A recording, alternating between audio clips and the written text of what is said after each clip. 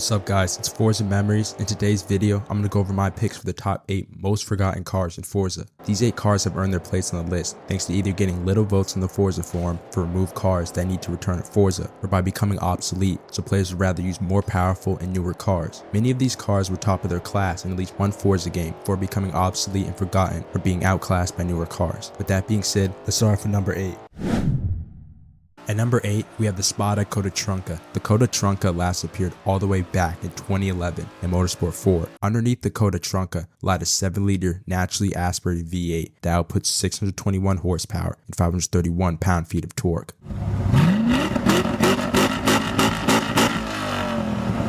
Thanks to its powerful engine and advanced 6-speed manual transmission, this Italian supercar had a 0 to 60 of 3.4 seconds and a top speed of 208 miles per hour. Less than 20 were made and each costed a price of around $300,000. The name Coda Trunca actually comes from an Italian rear-end car design called Coda Trunca, which translates to truncated tail in English. This design involves shortening the rear end of the car to give it a more rounded and bloated looking trunk, which reduces drag, allowing the car to reach higher speeds. So as I said earlier, the Spada Coda Trunca was last seen in Motorsport 4, and it was a fantastic S-Class car. The high top speed and quick acceleration were its main strengths in S-Class. The Spada Coda Trunca was removed from Forza because Spada went bankrupt. And currently, there are only 32 votes to bring back the Coda Trunca on the Forza forums for cars that need to return to Forza, which makes it one of the least voted for cars to return to Forza. It's pretty safe to say a lot of people forgot about this car. We'll probably never see it again in a Forza game. At number 7, we have the Lamborghini Veneno. The Veneno made its debut in Horizon 2 and was one of the best and most popular hypercars in the game. Fast forward 10 years, in Horizon 5, the Veneno is one of the least used hypercars. And it's definitely not because of its performance, considering the Veneno came with a 6.5 liter naturally aspirated V12 that puts a monstrous 750 horsepower and 509 pound-feet of torque.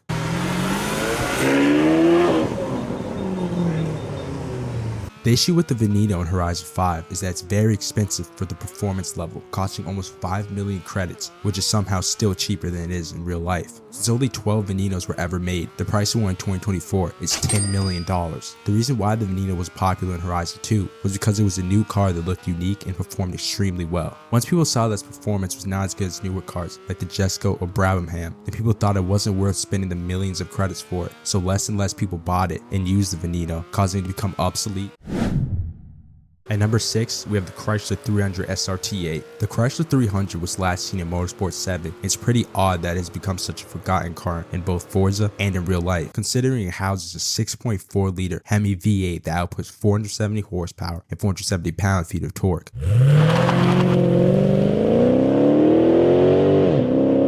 Combine that mighty power with a 5-speed auto, the Chrysler 300 could go 0 to 60 in 4.3 seconds. And when you decide to floor the Chrysler 300, you could reach a top speed of 180 miles per hour. In Motorsport 4, the Chrysler 300 was a very good A-class car because it cost only 28,000 credits. And for those 28,000 credits, you got one of the fastest and quickest A-class cars in the game. Fast forward 6 years later, and in Horizon 3, the Chrysler 300 was mediocre thanks to the introduction of the Dodge Hellcat, which came with almost double the horsepower and was an A-class also. Horizon 3 was the last game the Chrysler 300 appeared in, and with 343 votes on the Forza forum of cars need to return, the Chrysler 300 would likely come back in the future. But regardless, the Chrysler 300 will remain obsolete because newer muscle cars just outclass it.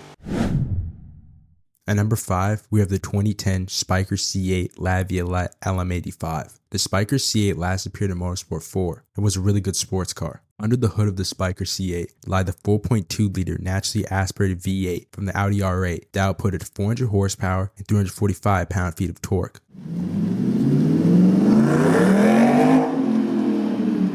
With those power figures and a weight of 2,811 pounds, the Spyker C8 could go 0 to 60 in 4.5 seconds. Only 24 of the LM85 variant of the Spyker C8 were ever made. The price of one is $400,000 to buy in 2024. Now, Motorsport 4, the Spyker C8 LM85, costing sometimes only 2,000 credits in the auction house. For those 2,000 credits, you got a very good A-class car that won the highest launch and acceleration stats in the class. However, it is unlikely we will see the Spyker C8 back in Forza because it currently has only 100 votes in the Forza forums for cars that need to return.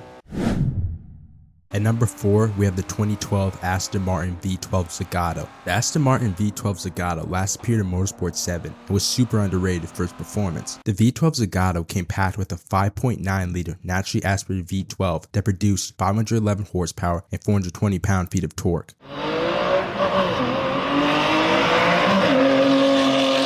With these impressive power figures and a weight of 3,704 pounds, the V12 Zagato can go 0 to 60 in 4.2 seconds. Only 150 units of the V12 Zagato were ever produced, and in 2024, the price of one is $800,000. Now in Horizon 3, the Zagato was a pretty solid S1 Super GT class car, with really good stats across the board like its high braking and launch. With top of S1 class upgrades, the Zagato is the best Super GT to use for circuit races. Considering this was one of the best Super GTs in every Forza game it appeared in, it only has 123 votes in the Forza forums, which makes it one of the most forgotten cars in Forza.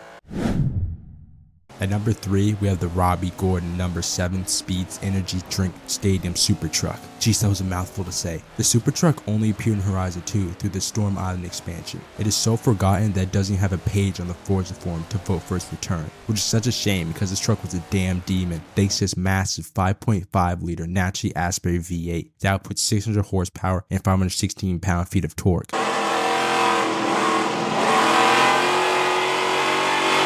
Robbie Gordon is a well-known NASCAR driver that created and competes in the Stadium Super Truck League. All of the trucks that compete in this league are ridiculously powerful, including the number 7 Stadium Super Truck that we had in Horizon 2. And its performance is so crazy that it goes 0 to 60 in 3.6 seconds while weighing only 3,000 pounds. Its performance in Horizon 2 was no different because this was the go-to vehicle for off-road and cross-country races. This super truck competed in S1 Extreme Off-Road class and had the highest braking rating and acceleration for its class. This thing was a demon in Horizon 2, but is one of the most forgotten cars in Forza. At number 2, we have the 2011 Koenigsegg Agera. The Koenigsegg Agera has appeared in every Xbox One generation Forza game and was a force to be reckoned with in 2011 thanks to its 5-liter twin-turbo V8 that outputs 946 horsepower and 811 pound-feet of torque.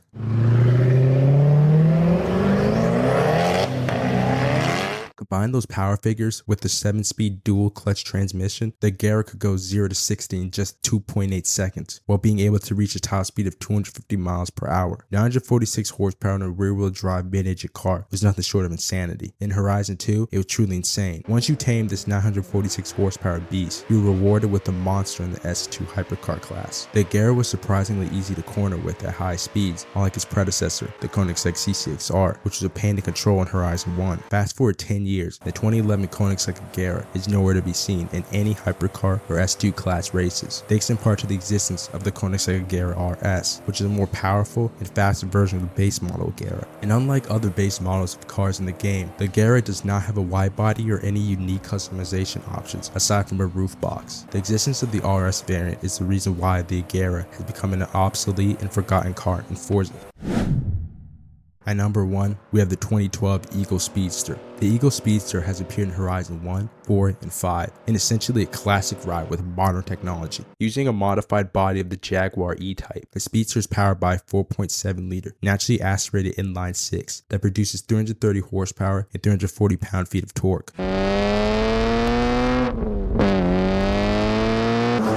The Speedster can go 0 to 60 in 4.8 seconds and reach a top speed of 160 miles per hour. The Eagle Speedster was one of the best A-class cars in the first Forza Horizon because of its great handling and acceleration for the class. However, the Speedster was really expensive for an A-class car, costing 550,000 credits in Horizon 1, but the performance was worth it. Fast forward 12 years and the Eagle Speedster is no longer used by players in races in Horizon 5. The reason why it's no longer used in Horizon 5 is because it's super rare, only appearing as a seasonal award in the summer playlist of Series 13, which was almost 2 years ago. There are also just better and cheaper cars to use in A-Class, so those two factors cause players to just go in the auto show and buy a better A-Class car like the Bone Shaker, which has caused the Eagle Speedster to become a forgotten car in Forza. Well, that's all for the video. Thanks for watching. I'll see you guys in the next video.